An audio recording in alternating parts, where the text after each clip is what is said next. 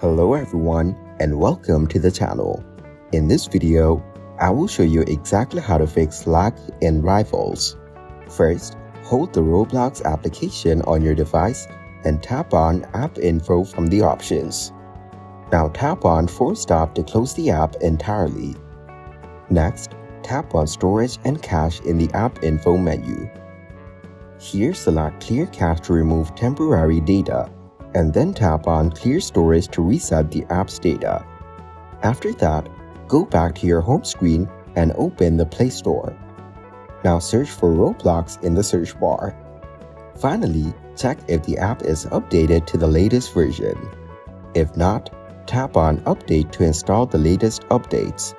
This process should help resolve any lag issues in Rivals. Thank you everyone for watching. Hope you got some value. Make sure to like the video and subscribe to our channel. Leave a comment down below. See you in the next one.